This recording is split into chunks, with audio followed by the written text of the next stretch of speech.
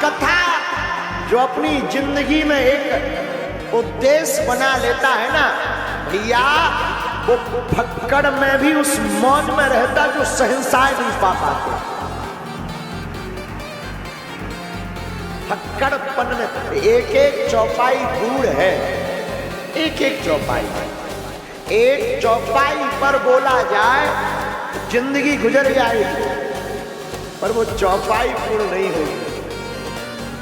इसलिए भैया जितने भी यहां बैठे हैं ना, कक्का हरो हमारा निवेदन है, पूछो का सुबह नहीं तो शाम रोज 5 चौपाई पढ़ना प्रारंभ कर दो, आपकी जिंदगी में हर प्रश्न का उत्तर मिलना प्रारंभ हो जाएगा। जितने भी युवान बच्चे पढ़ने वाले बैठे हैं ना, विद्यार्थी कौन कौन है पढ़ने वाले हो ना? अच्छा, कई बार अटक जाते हो ना? अच्छा, याददाश्त की बड़ी दिक्कत होती है ना? होती है ना? याद नहीं रहता, होता है ना?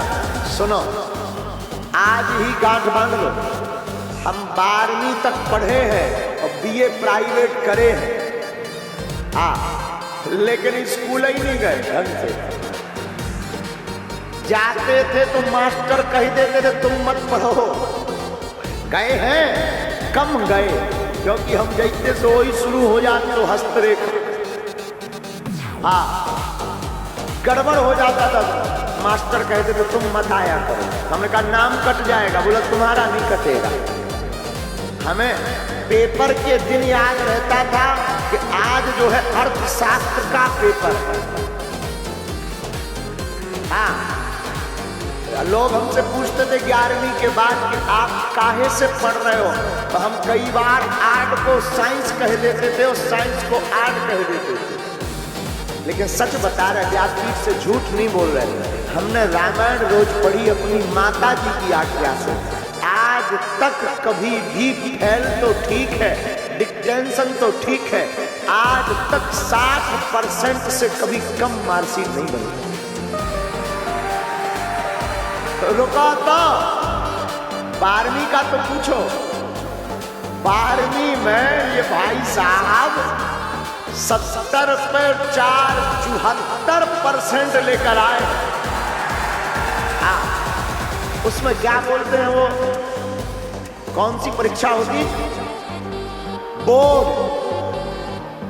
बोर्ड की परीक्षा। रुको, भागी को भूत कमाता है। 5000 रुपया उस वक्त हमको प्रिंसिपल दिए रहे, क्योंकि हम फर्स्ट आए रहे।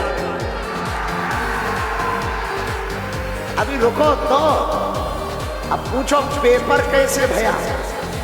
हम जाते थे तो राम लिख के सितारा, तुम मत लिखना। एक CSE साहब थे, वो चेक किया, बोले महाराज जी राम मत लिखा करो। हमने कहा क्यों? बोले कोनो अगर धर्म विरोधी के हाथ में पेपर पड़ जाएगा तो वो फेल कर देगा। हमने कहा उसके बाप में दम नहीं है, जब पेपर में दम होगा तो कौन फेल करेगा? लेकिन रुको तो, सुनो तो, पास कैसे भाई पता है? रामायण के बल पर। हमने रामायण बहुत पढ़ा और आज में लिखना बहुत पड़ता। रामायण को हमने खूब पढ़ा, हमें उतना कंठस्थ नहीं है, जितनी भी है रामायण मैया की कृपा है। जब प्रश्नोत्तरी करने बैठते हैं, जिंदगी का ऐसा कोई प्रश्न नहीं है जिसका समाधान और उत्तर रामचरितमानस में।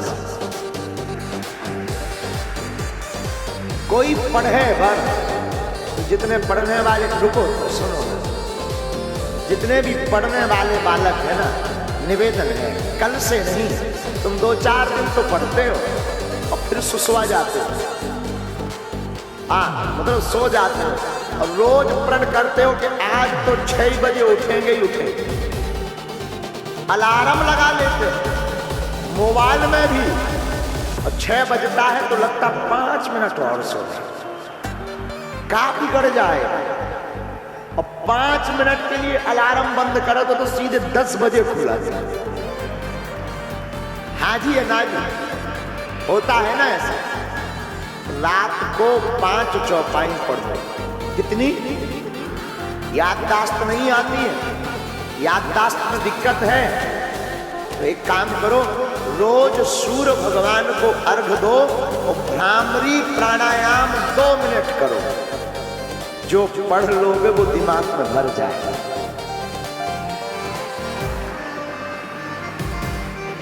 और एक बात, जब भी पेपर देने जाओ ना, गणेश भगवान मां सरस्वती को प्रणाम करके और गौ माता को गुड़ चना की रोटी खिलाकर जाया करो। बस इसका मतलब ये नहीं कि तुम रोटी और गुड़ खवाओ तो पेपर ना भरना पड़े और पास हो जाएगा। ना ना ना, ये बाय बैक सपोर्टेड है। जैसे आपने बॉल देखी कुम्हड़ा की बॉल में कुम्हड़ा तो लगते हैं पर उसे कोई तना चाहिए रहता सपोर्ट के लिए, चाहे मकान हो चाहे पेड़ा। हाँ या ना बोलो। उसी प्रकार ये उपाय सपोर्ट हैं। तुम पढ़ोगे, इन उपायों को करोगे तो 2-4 नंबर से अगर फेल हो रहे होगे तो भगवत कृपा से वो 2-4 नंबर से पास हो। इसलिए क्या पढ़ो? बोलो ना, कौन कौन पढ़ेगा? Thank you very much.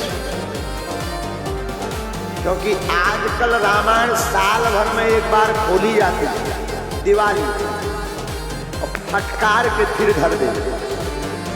और पहले के जमाने में जब ये टीवी और बीवी कम चलती थी, तब रोज शाम को बयारी करके दादाजी मोटा चश्मा लगा कर बैठते थे, पूरा परिवार बयारी करके बैठता था। ठंडी में गुड़ीसे में आगी जल रही, रामायण रखी, पढ़ रहे हो सब, कोई कुकर रहा, रजाई ओढ़े और दादाजी पढ़ रहे। प्रातः काल उठ के रघुनाथा, मात पिता गुरु ना वही माथा। राम जी महाराज प्रातः काल उठ करके माता पिता गुरु को प्रणाम करते तो सब बच्चे पढ़ते थे। अब आजकल टीवीएन में चल गए देवरानी जेठानी सास बहू ढिसुम ढिसुम। तो हर घर में यही मचा है, देवरानी जेठानी सास बहू और ढिसुम ढिसुम। भाई जो देखेंगे वही करेंगे ना। अपने बच्चों को रामायण पढ़वाओ, बच्चों को जो करवा दोगे ना बच्चे वही बनेंगे। बेटा हो या बेटी, जितने भी अभिभावक बैठे हैं ना, अभिभावक मतलब माता पिता, जितने भी बैठे हैं ना, हमारी हाथ जोड़कर प्रार्थना है, रामायण भारत की धरोहर है, रामचरितमानस भारत की संपत्ति है, रामचरितमानस जीवन जीने की कला टेस्ट है, रामचरितमानस मानवतम का दर्पण है, रामचरितमानस जीवन का सार है, रामचरितमानस चलता फिरता सदग्रंथ भगवान भूत भावन महादेव है। इसलिए रोज पढ़ो।